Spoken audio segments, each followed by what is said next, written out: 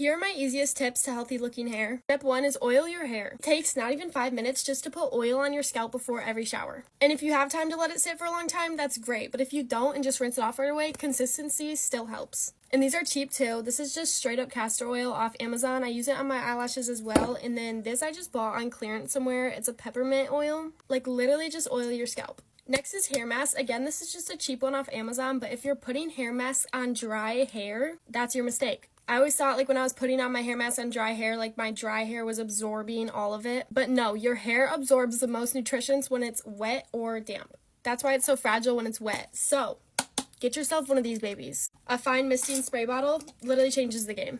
This is pretty much all I do, and it's very affordable and it works very well. But what I do believe in is spending money on your shampoo and conditioner. Shouldn't be having to glob on a crap ton of shampoo that you got from Walmart. I use the tiniest bit of this. It hydrates your hair and it gets all the oil and hair mask out no matter what. Specifically made for hydration, and I know it's expensive, but if you use it right, it lasts you the same amount as something you have to use a ton of product for. Next is conditioner. You do not need a crap ton of conditioner. And if you struggle with oily hair, don't put it on your scalp.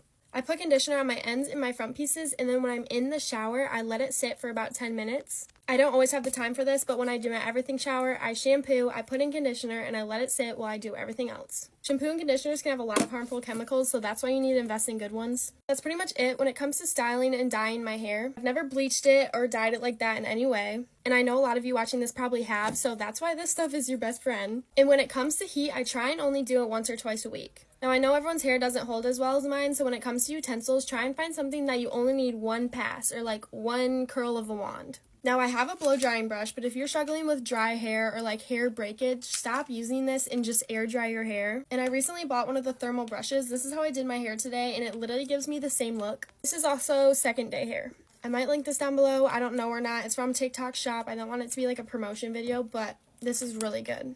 The Beach Waver is really good at keeping your hair flat and against the curling iron, so it only takes one pass to curl your hair, and you're not just sizzling like one section of your hair that's just on the curling iron. Lastly, if you straighten your hair a lot, use a comb. If you use a comb before you use a straightener, it flattens out all your hair and it only takes one pass. I know everyone has different hair types. My hair does not dry flat like this. Like, it dries frizzy and curly and crazy sometimes. But if you take care of it well enough, you can style it and make it look super healthy and super sleek. Given I do have pretty healthy hair, but that's because I don't dye it and I don't style it that much. So if you're someone that uses heat a lot, I would encourage you to learn new hairstyles if you have greasy hair and need to wash your hair all the time. I always braid my hair. I put it up in half do's because my hair gets greasy, but I don't want to wash it and style it and damage it all the time. So yeah, I try and wash it every like 4 to 5 days. And like, I play sports too, and I work out and I train and I sweat in my hair. Trust me, sweat is not bad for your hair. If anything, it just dries and gives it texture. Like, it shouldn't leave your hair greasy unless you're touching your hair. If you touch your front pieces in your hair all the time, it's gonna get greasy.